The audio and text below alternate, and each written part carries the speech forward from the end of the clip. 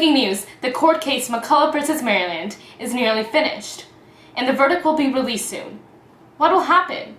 Will the court favor the federal bank in Philadelphia with elastic clause, or will it favor Maryland with states' rights?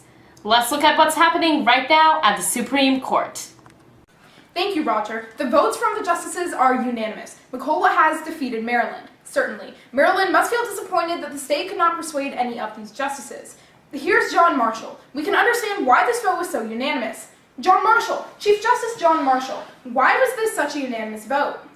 Well, Maryland made it seem like we were once again a confederation and not a union. Further, the Supremacy Clause of Article 6 of the Constitution upholds federal laws when federal and state laws come into conflict. Finally, it did seem to be constitutional as propagated by the elastic clause.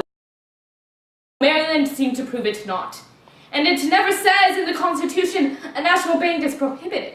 Thus, it is constitutional. Besides the reasons why McCulloch won, why do you think Maryland failed? The meaning of the word necessary by prefixing the word absolutely.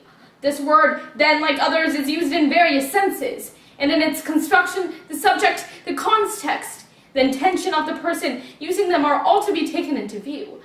Essentially, Maryland allowed necessary to be equal as always, which certainly isn't the case. Thank you, Judge Marshall.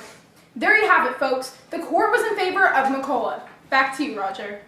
A citizen named Bernie via Twit. How is a bank federal if it was owned by a private stockholder? Well, Bernie, the bank held federal funds, so technically it was a federal bank. We are sorry to interrupt your program, but this just in. Hurricane National Republican has washed over the city. Hurricane National Republican just hit the Supreme Court. There is a flood of information in the Maryland versus McCulloch case over whether the bank should be taxable or not. The storm started in Chesapeake Bay as a tropical storm, then became a hurricane when Maryland sued the National Bank. The extent of the damage has yet to be determined. Let's take a look at what a witness has to say about this huge mess. It was crazy. The storm all started over this case of the federal bank being taxable or not by Maryland, and it hit us all so fast. I believe it is now being called Hurricane National Republican. Makes sense. The huge storm Hurricane National Republican came into the court and took over, like how the National Republicans are doing to our country. What do you mean it took over? It seemed like Hurricane National Republican was winning, and it caused much damage to the Supreme Court. Everything was destroyed, including the cases of Maryland. How strong was the hurricane anyway?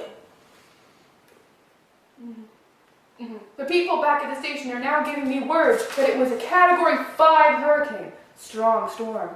Who were the casualties? Most of the Democratic Republicans died. All of the National Republicans survived. Here's what Hurricane National Republican looked like.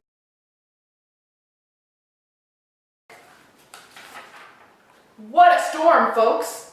That is all for the special report on breaking news. Thank you, Stanley. The McCulloch versus Maryland case sure was a case that you couldn't miss. But since there were two sides, let's go back to the Supreme Court and take a look at what the people had to say about the case. Excuse me, what's your opinion on the verdict? It was ruled that we do not have the power to tax the bank. The Maryland side is very disappointed in this loss. Not only was it believed that the bank was constitutional, but it was also thought that the tax would be unconstitutional. Outrageous! John James tried to talk to the federal government, but that didn't work either. Article 1, Section 8 of the Constitution, which states the power of the government, said nothing about creating a national bank. Besides, it was my right. 10th Amendment! States get power. I do not trust the federal government to do anything with money. Why was it that Maryland wanted to tax this bank anyway? Well, the regulation of banks was a necessary means to prevent financial abuses. Since the federal government has created a number of statutes to regulate state banks, what prevents Maryland from regulating federal banks? Further, we are to tax any bank that is not in our state, and this bank is not in our state. Interesting point of view from the Maryland side. Let's go ahead and take a look at what the McCulloch side has to say about this. Excuse me, can I get your opinion on the verdict? Because the creation of the bank was appropriately related to Congress' legitimate power to tax, borrow, and regulate interstate commerce, the bank was constitutional under the necessary and proper clause. The verdict is correct and was the best result that could have come from this case. The judge couldn't have made a better call on who would win the case. We have the right to interpret the Constitution our way. It has implied powers. Stanley, let's see what the public has to say about this decision. Excuse me, sir, what's your opinion on the verdict of this court case? As a little constructionist, I believe the court made the right decision and the federal government should hold power. What about you, sir?